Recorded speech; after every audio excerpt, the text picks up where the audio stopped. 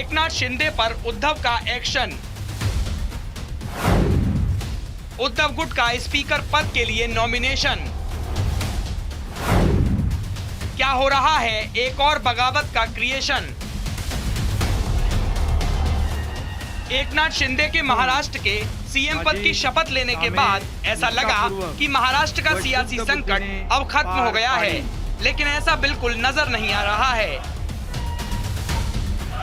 क्योंकि उद्धव ठाकरे बिल्कुल ढील देने के मूड में नहीं हैं।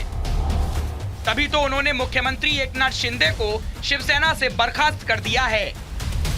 शिंदे को शिवसेना के सभी पदों से हटा दिया गया है। इससे पहले शिंदे को बगावत के लिए विधायक दल के नेता पद से हटाया गया था और अब उन्हें पार्टी से ही निकाल दिया गया है।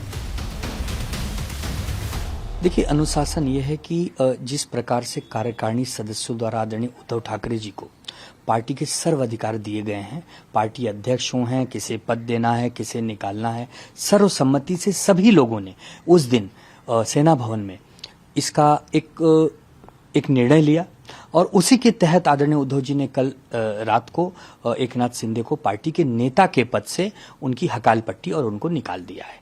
तो देखिए, जो भी पार्टी के विरोधी गतिविधि करेगा तो उसी के तहत आप कितने भी बड़े नेता हों, लेकिन अगर पार्टी की नीति, पार्टी की विचारधारा से आप परे हो गए, आप अलग हो गए, तो आपको पार्टी से निष्कासित भी होना पड़ेगा और आपको कार्यकर्ता, वोटर सभी से वंचित होना पड़ेगा। एकनाथ शिंदे को पार्टी से निकाले जाने के फैसले पर अब बागी गुट का बयान आया है। शिंदे के करीबी दीपक केसरकर ने उद्धव ठाकरे के इस फैसले को चुनौती देने की बात कही। केसरकर बोले, इसका जवाब दिया जाएगा। जब सभागृह के नेता को आप बोलते हैं कि हमने आपको पार्टी से निकाल दिया, तो एक तरह से ये महाराष्ट्र की जनता जो है उसका भी आपको सोचना चाहिए। कहीं हम महाराष्ट्र की जनता का तो अपमान नहीं कर रहे, इसके बारे में उनको सोचना चाहिए। और जिस लैंग्वेज में शिंदे साहब को ये खत मिला, उसका जवाब हम जरूर देंगे। मैंने तो ऐसे बोला है कि उद्धव साहब कुछ भी बोले, उनके खिलाफ हम लोग कुछ नहीं बोलेंगे, लेकिन अगर ऐसा खत आता है तो इस खत का तो जवाब देना ही पड़ेगा। एक ओर जहां शिंदे को शिवसेना से बर्खास्त कर दिया गया है, तो वहीं दूसरी ओर शिवसेना में एक और बड़ी टूट की आहट सुनाई दे रही है, क्योंकि भारतीय जनता पार्टी के नेताओं ने दावा किया है कि बगावत से प्रभावित शिवसेना के कम से कम 12 लोकसभा सदस्य उनके संपर्क में हैं। साथ ही मुंबई में उद्धव ठाकरे की ओर से बुलाई गई शिवसेना सांसदों की बैठक में भी वरिष्ठ नेताओं ने उद्धव को शिंदे के नेतृत्व वाली बागी समूह के साथ सुलह करने का सुझाव दिया। चाहे महाविकास अघाड़ी सरकार गिर गई हो, उद्धव ने खुद से मान भी लिया हो कि उनके पास बहुमत नहीं बचा, बावजूद इसके एमबीए बीजेपी और शिंदे को किसी भी तरह की राहत देना नहीं चाहती। तभी तो 3 जुलाई को महाराष्ट्र विधानसभा के स्पीकर के चुनाव के लिए नंबर गेम में मात खा चुके महाविकास अघाड़ी ने अपने उम्मीदवार के नाम का ऐलान कर दिया है। शिवसेना विधायक राजन ने अपना नामांकन दाखिल किया है।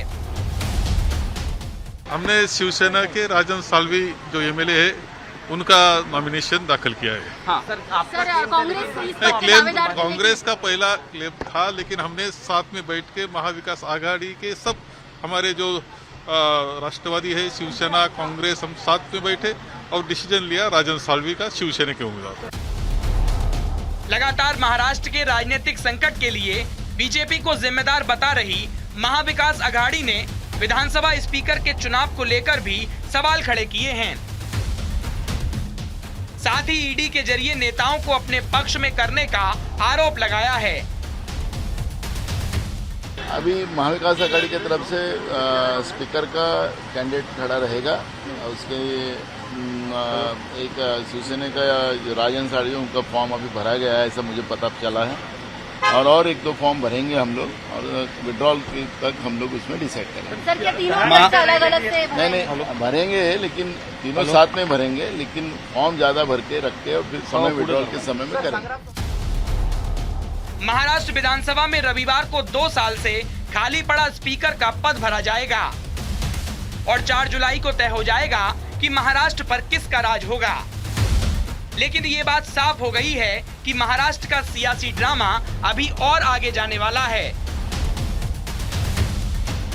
4 जुलाई को अगर शिंदे बहुमत साबित कर देते हैं तो शिवसेना में एक और बड़ी फूट की आशंका से इनकार नहीं किया जा सकता।